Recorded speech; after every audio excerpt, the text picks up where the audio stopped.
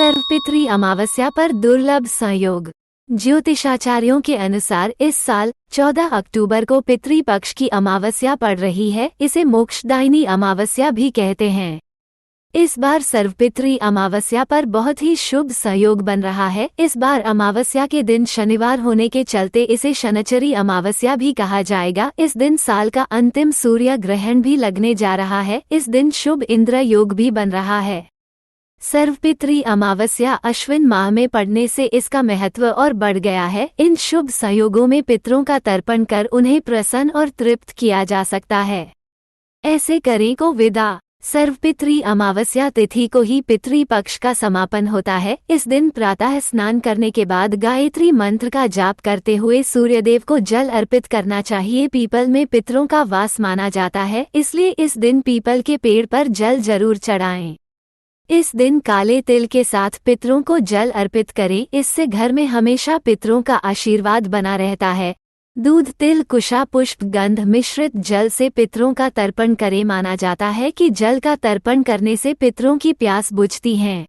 इन लोगों को जरूर कराएं भोजन। घर में श्राद्ध के लिए बनाए गए भोजन से पंचबली अर्थात गाय, कुत्ते, कौए, देव एवं चींटियों के लिए भोजन का अंश निकालकर उन्हें देना चाहिए। श्रद्धापूर्वक पितरों से मंगल कामना करें। इस दिन ब्राह्मण या किसी गरीब जरूरतमंद को भोजन जरूर करवाएं और अपने सामर्थ्य अनुसार दान दक्षिणा देकर विदा करें।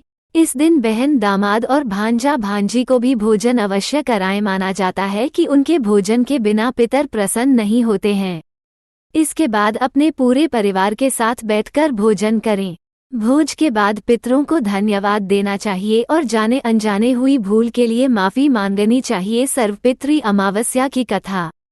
यह माना जाता है कि देवताओं के पितृगण अग्निश्वात है जो सोमनाथ में निवास करती है और उनकी कन्या मानसी अच्छोड़ा के नाम से एक नदी के रूप में अवस्थित हुई तथा मत्स्य पुराण में भी अच्छोड़ा नदी और अच्छोड़ा सरोवर का वर्णन मिलता है, जो वर्तमान में कश्मीर में स्थित है। एक बार अच्छो 1000 वर्ष तक तपस्या की और जिससे प्रसन्न होकर देवताओं के पितृगण अग्निश्वात और बरहिष्प अपने अन्य पितृगण अमावसु के साथ अच्छोड़ा को वरदान देने के लिए आश्विन अमावस्या के दिन उपस्थित हुए और उन्होंने अक्षोड़ा से कहा, हे पुत्री, हम सभी तुम्हारी तपस्या से बहुत प्रसन्न हुए हैं, इसलिए जो चाहे वर सकती हो।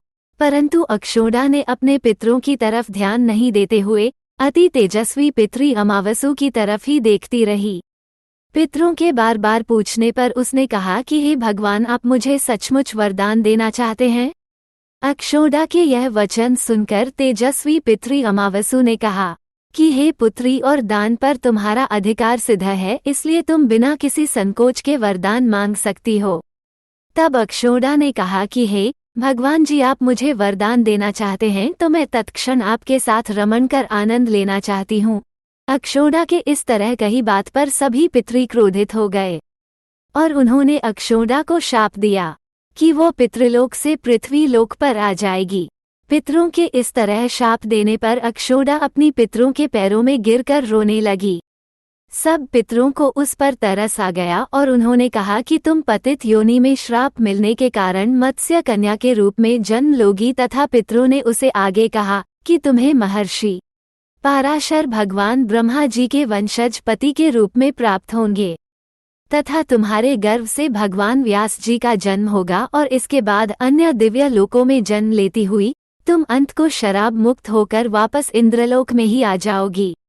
पितरों के यह वचन सुनकर अक्षोड़ा शांत हुई और वरदान दिया कि इस अमावस्या की तिथि को अमावस के नाम से जाना जाएगा और जो किसी भी दिन किसी कारणवश श्राद्ध ना कर पाए तो वो अमावस्या के दिन तर्पण और श्राद्ध करता है तो उसे बीते 14 दिनों का जिससे मैं पितरों को तृप्त कर सकता है। और उसी दिन से अमावस्या तिथि को हिंदू धर्म में बहुत महत्व दिया जाता है। इस तिथि को सर्वपितृ श्राद्ध के नाम से जाना जाता है।